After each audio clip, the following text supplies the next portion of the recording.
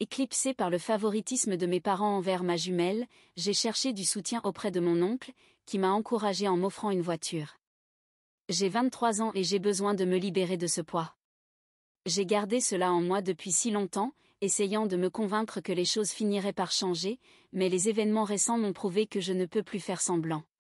Cela concerne ma sœur jumelle Emma, 23 ans, et la manière dont nos parents, Linda, 48 ans, et Robert, 50 ans, nous ont traités différemment tout au long de notre vie, y compris dans nos carrières professionnelles au sein de l'une des plus grandes entreprises de New York.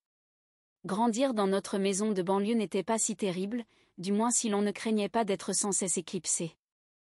Maman est agent immobilier, elle vit pour les journées portes ouvertes et les déjeuners avec ses clients, voyant chaque contact social comme une vente potentielle. Papa possède son propre cabinet comptable, et tous deux sont obsédés par le maintien d'une image parfaite, une maison impeccable, une pelouse soignée, une adhésion à un club de golf et des frais de scolarité en école privée. Cependant, cette image soigneusement entretenue fonctionnait mieux lorsqu'Emma était au centre de l'attention. J'ai remarqué cette tendance vers l'âge de 6 ans. Cela n'était pas évident au départ, plutôt comme des pièces de puzzle qui n'ont pris tout leur sens que des années plus tard. Quand nous faisions les courses pour la rentrée scolaire, Emma recevait les sacs à dos à la mode et les trousses élégantes, tandis que je recevais des modèles pratiques et robustes, car ils dureraient plus longtemps. Les anniversaires d'Emma étaient des fêtes grandioses à thème, avec des animations professionnelles et des gâteaux personnalisés. Mes propres anniversaires se limitaient à des réunions familiales simples, sous prétexte que « tu préfères les célébrations calmes, n'est-ce pas, ma chérie ?» Les fêtes de fin d'année étaient le moment où cette différence devenait cruellement évidente. Chaque matin de Noël, Emma ouvrait les cadeaux les plus tendances, les jouets incontournables, les poupées coûteuses, les dernières consoles de jeux et tout ce qu'elle avait entouré dans les catalogues de Noël. Moi, je recevais des jouets éducatifs ou des cadeaux pratiques comme des vêtements, parce que tu es la responsable. J'ai un souvenir précis d'un Noël où Emma a reçu une immense maison de poupées qui coûtait plus cher que ce que la plupart des gens dépensent pour l'ensemble de leurs achats des fêtes. On m'a offert une collection d'encyclopédies scientifiques, car elles t'aideront dans tes études. Quand j'ai manifesté mon intérêt pour la maison de poupées, maman a rapidement répliqué « Laisse Emma profiter de son cadeau spécial, toi, tu as des livres à lire. » L'école primaire a apporté son lot de problèmes. Emma avait des difficultés en lecture dès son plus jeune âge, alors nos parents lui ont payé plusieurs tuteurs et ont passé des heures à l'aider à s'exercer. Lorsque j'ai eu besoin d'aide en mathématiques, maman me disait simplement d'essayer plus fort. Emma a rejoint toutes les activités extrascolaires qu'elle souhaitait, danse, gymnastique, cheerleading. Quand j'ai supplié pour entrer dans le club de sciences, papa a répondu, peut-être au prochain semestre, quand nous aurons plus de budget. Mais ce semestre n'est jamais venu. Au collège, j'ai appris à valoriser mes capacités intellectuelles. Je me suis investie dans mes études, obtenant des A consécutifs et des compliments de mes professeurs. Cependant, cela a créé une autre source de tension. En 5e, j'ai remporté le concours scientifique de l'école, ce qui a provoqué une crise chez Emma, frustrée de ne pas être le centre de l'attention. Lors du dîner en famille ce soir-là, au lieu de célébrer ma réussite, maman a passé la soirée à la réconforter en lui disant que chacun a des talents différents. Papa, lui, s'est contenté de rester silencieux, me lançant parfois des regards plus empreints de malaise que de fierté. La tendance s'est accentuée au lycée. J'ai suivi tous les cours de niveau avancé, rejoint des clubs académiques et aidé d'autres élèves en tant que tutrice. Emma, en revanche, a privilégié la popularité et les activités sociales, se contentant d'obtenir la moyenne tout en excellant dans l'art de se faire des relations. Lors de la période des candidatures universitaires, j'ai passé d'innombrables heures à perfectionner mes essais et à postuler à des bourses. Emma, elle, a candidaté à 3 établissements, tous avec des critères d'admission relativement accessibles.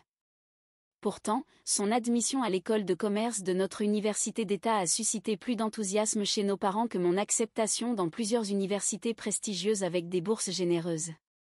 Quand nous avons toutes les deux obtenu un emploi chez Stellarus Corporation après l'université, je me suis dit que les choses allaient enfin changer.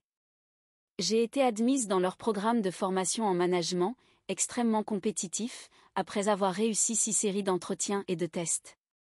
Emma, elle, a été embauchée en tant que commerciale après avoir rencontré le directeur du département lors d'un des événements de réseautage immobilier de maman. On pourrait penser que travailler dans le monde de l'entreprise égaliserait enfin les chances, mais notre dynamique familiale nous a suivis comme une ombre. En 9 mois chez Stellarus, j'ai régulièrement dépassé mes objectifs analytiques.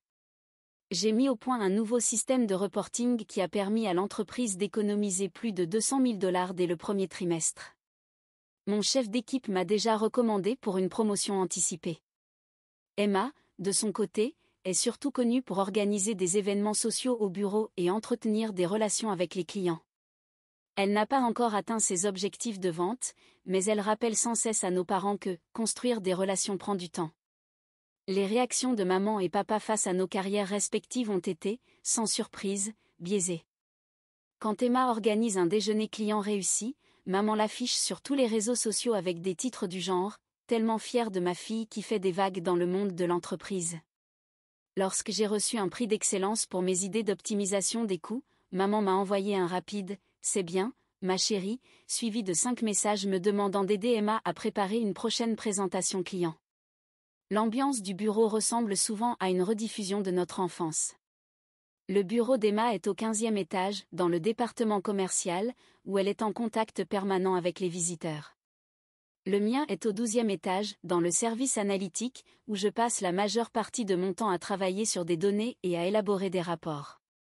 Emma est fréquemment au centre de l'attention lors des événements professionnels, tandis que je reste en arrière-plan, concentrée sur le suivi des projets. Le mois dernier, j'ai cru que les choses allaient enfin changer. Nos supérieurs ont annoncé qu'ils sélectionnaient des membres d'équipe pour une formation prestigieuse de 2 semaines dans notre bureau de Singapour. Emma et moi avons toutes deux été retenues comme candidates. Pendant 3 semaines, j'ai travaillé tard au bureau, préparant méthodiquement ma présentation et mes propositions de projet. J'ai étudié les anciens candidats sélectionnés, analysé les activités du bureau de Singapour et élaboré des propositions détaillées pour d'éventuels projets transversaux. Emma, fidèle à son style, s'est concentrée sur le réseautage. Elle a passé ces 3 semaines à inviter les décideurs clés à déjeuner et à organiser des sorties après le travail. Je l'ai entendu dire à quelqu'un, pourquoi s'inquiéter des présentations quand on peut créer des relations ? C'était tellement typique d'Emma que j'ai failli en rire. Mardi dernier, nous avons présenté nos projets finaux pour le programme de Singapour devant un comité de sélection composé de cadres supérieurs des 2 administrations. J'ai présenté une analyse complète et une approche de développement intermarché, avec des projections de résultats et des échéanciers d'exécution. Emma est passée après moi, présentant ce qu'elle appelait une approche centrée sur les personnes pour la collaboration internationale, axée sur le travail en équipe et les activités sociales. J'étais confiante dans mes chances. Ma présentation était solide, appuyée par des données et des stratégies concrètes. Mais au fond de moi, j'avais un pressentiment que quelque chose allait mal tourner, comme à chaque fois qu'Emma et moi étions en compétition pour la même chose. Les résultats ont été annoncés mardi matin. Notre département nous a convoqués toutes les 2 en salle de conférence. Emma a été sélectionnée pour le programme de Singapour. La raison ? Son talent naturel pour nouer des relations serait un atout pour la coopération internationale. Je suis restée assise là, tentant de conserver une attitude professionnelle, tandis que mon estomac se nouait. Le plus triste n'était pas tant de rater cette opportunité, mais de voir l'expression parfaitement maîtrisée de fausse modestie d'Emma lorsqu'elle a accepté le poste. Mais ce n'était pas encore le coup de grâce. Pendant ma pause déjeuner, j'ai surpris Emma au téléphone avec maman. Oui, c'est ça. Pour 2 semaines ? Non, je ne serai pas seule. Vraiment ? Vous et papa feriez ça ? Ce serait merveilleux. Mon cœur s'est serré avant même que je ne comprenne pleinement ce qui allait arriver. Plus tard dans la soirée, lors de notre dîner familial mensuel que maman insiste à maintenir même si nous sommes adultes, la bombe est tombée. Emma n'allait pas seulement partir à Singapour. Nos parents avaient décidé d'en faire des vacances familiales. Ils avaient acheté des billets pour la suivre, afin de la soutenir dans cette étape importante de sa carrière, avant de passer une semaine supplémentaire à voyager en Asie du Sud-Est ensemble. Je suis restée là, poussant ma nourriture sur mon assiette, attendant qu'il mentionne ma participation à ce voyage. Mais au lieu de cela, maman s'est tournée vers moi et a dit Tu prendras soin de la maison pendant notre absence, ma chérie? N'oublie pas d'arroser mes plantes, celles qui sont dans la véranda nécessitent une attention particulière. Emma n'a pas pu s'empêcher d'ajouter sa propre touche. Ne t'inquiète pas, sœur, je t'enverrai plein de photos. Tu pourras vivre l'expérience à travers moi. Elle a ri, comme si c'était une blague que nous partagions toutes les deux. Papa, lui, a simplement continué à manger en évitant mon regard, comme il le fait toujours dans ce genre de situation. Je me suis excusée du dîner plus tôt que prévu, prétextant du travail à terminer. Sur le trajet de retour vers mon appartement, les souvenirs ont afflué. Tous ces moments où j'avais été exclue, négligée ou mise de côté. Emma avait un gala de danse, donc il ne pouvait pas assister à mes victoires au concours scientifique. Emma avait besoin d'aide pour ses candidatures universitaires, donc ils avaient à peine remarqué mes annonces de bourse d'études. L'avalanche constante de pas maintenant et de peut-être plus tard qui avait marqué mon enfance. Ce matin, au travail, Emma annonçait déjà la nouvelle à tout le monde. Ça va être une expérience familiale incroyable. Elle ne semblait pas réaliser ou choisissait délibérément d'ignorer que toute la famille ne serait pas présente. Je me suis plongée dans mon travail, ignorant les messages de félicitations qui affluaient dans la boîte mail d'Emma et la procession constante de collègues venant la féliciter. Notre responsable d'équipe a senti que quelque chose n'allait pas et m'a demandé si j'allais bien. J'ai affiché mon plus beau sourire professionnel et répondu que tout allait bien, que je réfléchissais juste aux échéances de nos projets. Lors de la réunion de l'après-midi, Emma n'a pas pu s'empêcher de parler encore et encore de son voyage à Singapour. Je suis tellement reconnaissante pour cette opportunité, ajouta-t-elle en me regardant droit dans les yeux. Il est important d'avoir le soutien de sa famille lors des moments clés de sa carrière. L'ironie de son commentaire me donnait envie de hurler. Maintenant, je suis assise ici, regardant ma sœur et mon père planifier leur excitant périple en Asie, pendant que je suis censée rester derrière et arroser les plantes.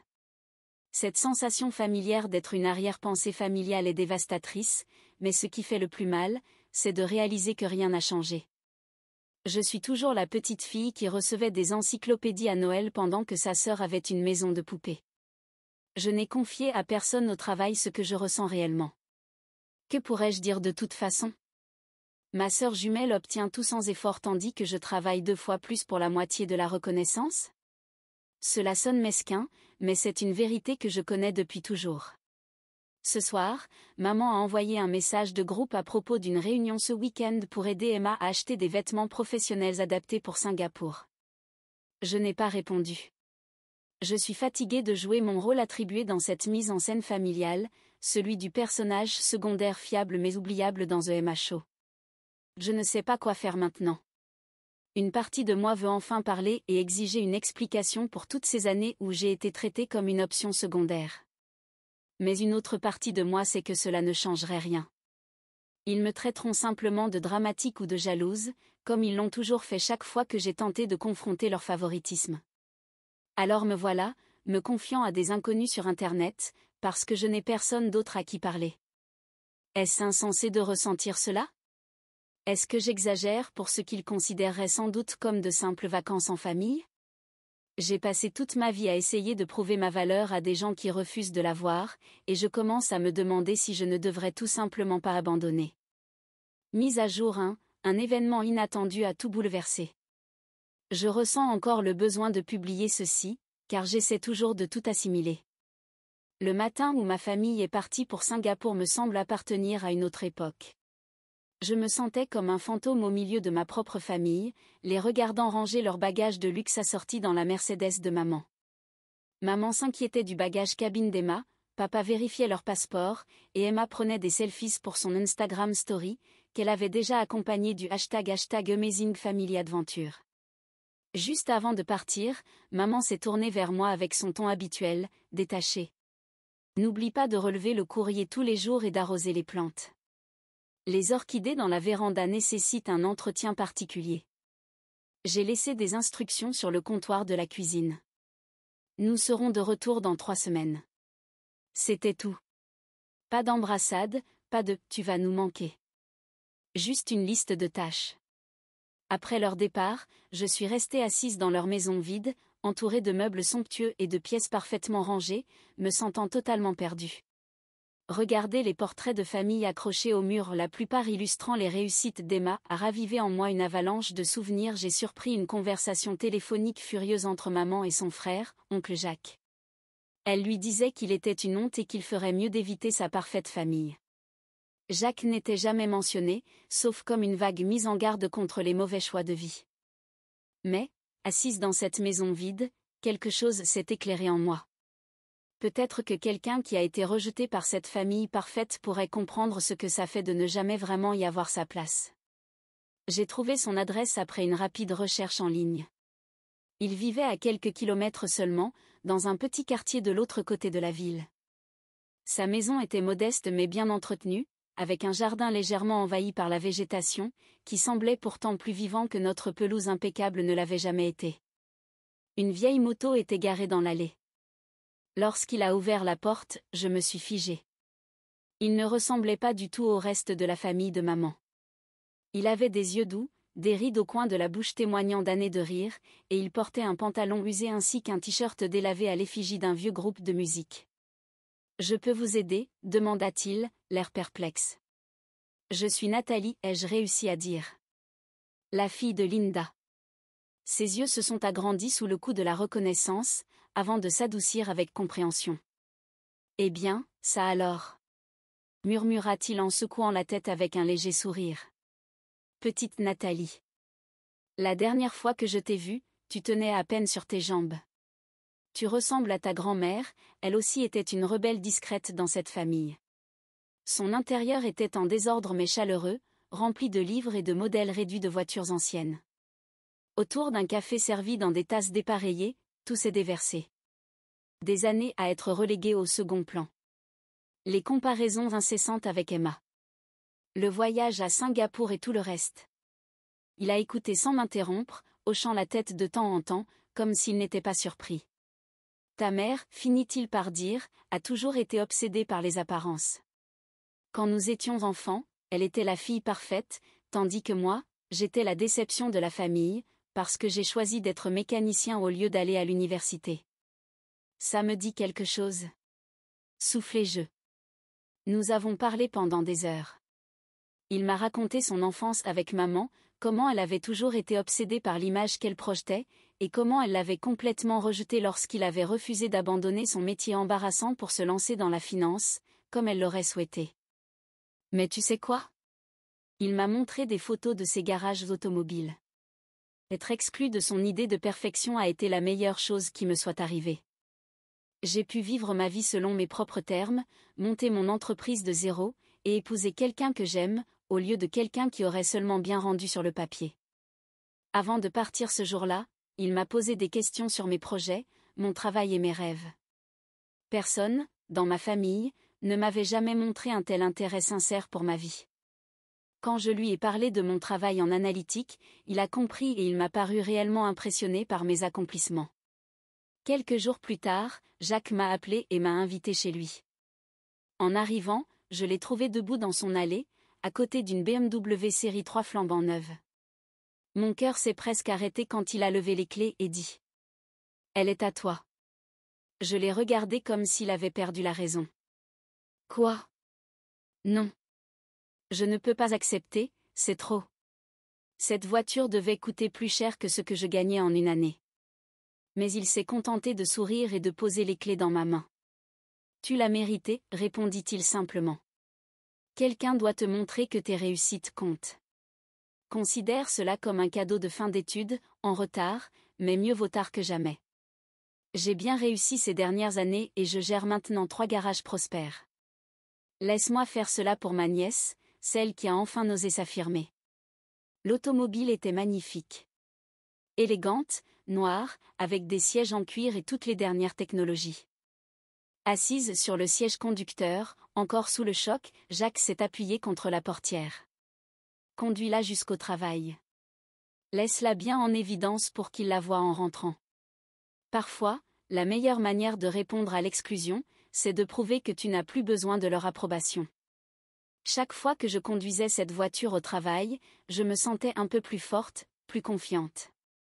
Mes collègues ont perçu un changement en moi.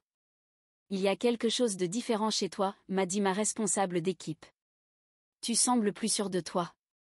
Pour une fois, je n'ai pas minimisé mes accomplissements. C'est un cadeau de mon oncle, ai-je expliqué fièrement. Il croit qu'il faut célébrer les réussites. Aujourd'hui, j'ai reçu un autre SMS d'Emma. Singapour est incroyable. Maman et papa m'emmènent faire du shopping dans toutes les boutiques de luxe. Envoie-moi des photos pour que tu ne te sentes pas exclu. Il y a un an, de telles photos m'auraient brisé. Aujourd'hui, j'ai souri en regardant mes nouvelles clés de voiture. Pour une fois, je ne me sentais pas exclu du tout. Mais bien sûr, ce moment de sérénité ne pouvait pas durer. Maman a appelé plus tôt. Apparemment, l'un de ses clients immobiliers m'a vu rendre visite à Jacques. À quoi pensais-tu ? S'est-elle exclamée, la voix tendue de colère. Il ne fait plus partie de cette famille. As-tu seulement une idée de ce que ça renvoie comme image quand tu vas chez lui ? Éloigne-toi de lui. Comme je ne donnais pas immédiatement mon accord, elle a ajouté. Nous en parlerons correctement à notre retour demain. Ils reviennent de leur voyage demain. J'ai garé la BMW dans notre allée, bien en évidence. Impossible de la manquer. Je sais qu'il y aura du drame. Maman sera furieuse à cause de Jacques, et Emma sera sans doute vexée de ne pas avoir reçu un cadeau aussi cher. Mais pour une fois, je me fiche complètement de leur réaction. Jacques m'a fait comprendre quelque chose d'essentiel. J'ai passé toute ma vie à essayer de mériter une place dans leur photo de famille idéale. Peut-être qu'il est temps de commencer à prendre mes propres photos. Mise à jour 2, tout a explosé, comme je l'avais prévu, mais pas de la manière que j'avais espéré. Beaucoup de choses se sont passées depuis ma dernière mise à jour, et je dois expliquer comment tout a changé. Quand ma famille est rentrée de Singapour, j'étais assise sur le perron de chez Jacques lorsque mon téléphone a commencé à vibrer sous une avalanche de messages. Emma était arrivée la première à la maison et avait immédiatement remarqué la BMW dans l'allée. « C'est quoi ce bordel, Nathalie ? D'où vient cette voiture ?» S'en sont suivis une série de messages de plus en plus irrités. Je suis rentrée chez moi pour les affronter, me sentant étrangement calme. En arrivant, ils étaient tous debout dans l'allée. Maman, l'air d'avoir avalé quelque chose de mauvais. Papa, évitant le contact visuel comme d'habitude. Et Emma, les bras croisés, toujours vêtue de sa tenue de vol depuis l'aéroport de Singapour. « Qui t'a acheté cette voiture ?» exigea maman avant même que je ne sorte de la voiture. Quand je lui ai dit que c'était un cadeau d'oncle Jacques, son visage a viré à une teinte de rouge inhabituelle. « Jacques ? Ce minable de mécanicien qui n'a même pas fini ses études ? Rends-la immédiatement, lança-t-elle sèchement. Non. J'ai été surprise par la sérénité de ma propre voix. Je ne rends rien. Oncle Jacques m'a offert cette voiture parce qu'il est fier de mes réussites. Chose que vous ne pourriez pas comprendre. Emma s'est avancée, tendant la main. S'il te plaît, Nat. Ne sois pas égoïste. Tu sais que je serais bien mieux à son volant. Je travaille dans la vente, et l'apparence est essentielle dans mon métier. J'ai ri. Vraiment, j'ai ri. Incroyable. Tu reviens tout juste d'un voyage de luxe auquel je n'étais même pas invitée, et maintenant tu veux ma voiture ? L'expression de maman s'est durcie. Si tu ne me donnes pas ces clés immédiatement, tu peux aller vivre ailleurs. C'est drôle que tu dises ça. J'ai répondu en me dirigeant vers ma voiture et en ouvrant le coffre, révélant mes valises déjà prêtes. J'avais justement prévu de partir. L'expression sur leur visage était inestimable. Maman ouvrait et fermait la bouche comme un poisson hors de l'eau. Emma me regardait fixement, son masque Instagram parfait enfin fissuré. Papa, mal à l'aise, s'est contenté de se balancer d'un pied sur l'autre, mais comme toujours, il n'a rien dit. Ne vous inquiétez pas, murmurai-je en montant dans ma voiture, je vous enverrai des photos. Vous pourrez vivre l'expérience à travers moi, pour une fois. Je me suis rendue directement chez Jacques. Il avait déjà préparé la chambre d'amis, comme s'il avait su exactement comment tout allait se passer. Reste aussi longtemps que tu en as besoin, m'a-t-il proposé en m'aidant avec mes affaires. Il était temps que quelqu'un dans cette famille tienne tête à Linda. Les jours suivants ont été étranges. Je me suis concentrée sur ma nouvelle vie. Je suis passée dans un autre département au travail, qui cherchait à me recruter depuis des mois. J'ai commencé à chercher mon propre appartement. Mais Emma ne pouvait pas me laisser profiter d'un moment de paix. Elle s'est mise à publier sur les réseaux sociaux des messages sur les membres toxiques de la famille et les sœurs ingrates. Ces publications étaient toujours soigneusement rédigées pour la faire apparaître comme une victime et me dépeindre comme la méchante. Certaines personnes ne supportent pas la réussite des autres et réagissent par des attaques. Avait-elle écrit sous une photo de ma chambre d'enfance désormais vide. Triste de voir la jalousie détruire des relations familiales. Nos anciens camarades de lycée ont commencé à nous contacter, me demandant ce qui n'allait pas chez moi et pourquoi je causais des problèmes dans ma famille. Emma avait toujours été la reine des réseaux sociaux, construisant méticuleusement son image de fille parfaite. Et maintenant, elle utilisait sa plateforme pour contrôler le récit. Mais quelque chose d'inattendu s'est produit. Mes collègues, ceux qui m'avaient vu travailler 2 fois plus dur pour moitié moins de reconnaissance, ont commencé à me défendre. Ma responsable d'équipe a célébré les vrais succès, publiant une photo des statistiques impressionnantes de notre département que j'avais contribué à améliorer. D'autres collègues ont partagé des anecdotes sur mes efforts au sein de l'entreprise. Puis, vendredi dernier, maman est arrivée à mon nouveau bureau. Elle est entrée comme si elle possédait les lieux, ses sacs de luxe balançant à son bras. Ça suffit maintenant, a-t-elle déclaré. Tu dois rentrer à la maison et réparer tout ça. Les gens parlent. Je levai les yeux de mon ordinateur et observai mes collègues, qui s'étaient tous tus pour regarder la scène se dérouler. Bien, ai-je répondu calmement. Qu'ils parlent. Peut-être qu'ils comprendront enfin ce qui se passe depuis toutes ces années. Tu as changé, rétorqua-t-elle, le ton dur. Et pas pour le mieux. Ce n'est pas toi, Nathalie. Cette rébellion, cette soif d'attention, c'est indigne de toi. Non, maman, je me suis levée et j'ai répondu. C'est qui je suis. Tu ne l'as simplement jamais remarqué parce que tu étais trop occupée à t'assurer qu'Emma soit sous les projecteurs. J'ai expliqué. Elle a tenté une approche différente, baissant la voix. Et la loyauté familiale ? Que penseraient les autres s'ils te voyaient vivre chez Jacques et conduire sa voiture ? Il ne fait plus vraiment partie de notre famille. C'est là que tu te trompes, ai-je répondu. Jacques a été plus une famille pour moi ces dernières semaines que vous ne l'avez été durant toute ma vie. Lui, il me voit, maman. Pas juste l'ombre d'Emma.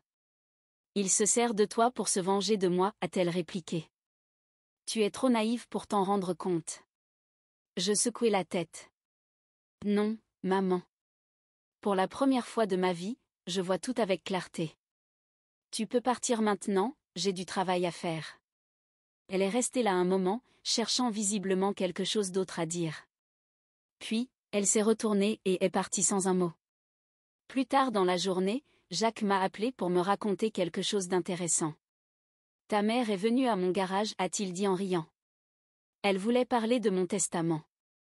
Je crois qu'elle s'inquiète que je te laisse tout. Linda pense toujours à ce qu'elle peut y gagner, ajouta-t-il. Qu'est-ce que tu lui as répondu, ai-je demandé. Je lui ai dit de ne pas s'en soucier. Puis il a ajouté, plus sérieusement. Mais honnêtement, Nathalie, ce n'est pas une question d'argent. C'est une question de contrôle. Elle a peur de ce que je pourrais révéler sur le passé. Quand je lui ai demandé ce qu'il voulait dire, il a marqué une pause. Ne nous aventurons pas là-dedans pour l'instant. Concentre-toi sur ton avenir, gamine. Tu as des choses bien plus importantes à gérer. Et il avait raison. Je m'adapte à ma nouvelle vie, et mon travail se passe à merveille. Il s'avère que lorsqu'on ne passe pas son temps à essayer de prouver sa valeur à des gens qui refusent de la reconnaître, on a beaucoup plus d'énergie pour accomplir réellement son travail. La semaine prochaine, je visiterai des appartements, et j'envisage même de retourner à l'école pour un MBA. Emma continue de publier ses mises à jour passives-agressives, mais elle ne me touche plus. Maman essaie toujours de me faire entendre raison. Papa, fidèle à lui-même, évite tout conflit en ne disant rien. Mais pour la première fois de ma vie, je me sens libre. Libre de toute comparaison constante. Libre de cette quête incessante d'approbation. Libre de vivre dans l'ombre d'Emma. Parfois, je regarde de vieilles photos de famille et ressens un pincement au cœur pour cette petite fille qui s'est toujours battue pour être vue. Mais ensuite, je regarde ma vie aujourd'hui. Ma carrière qui décolle enfin. Mon oncle, qui me soutient et célèbre mes réussites. Mes nouveaux amis, qui m'apprécient pour ce que je suis vraiment.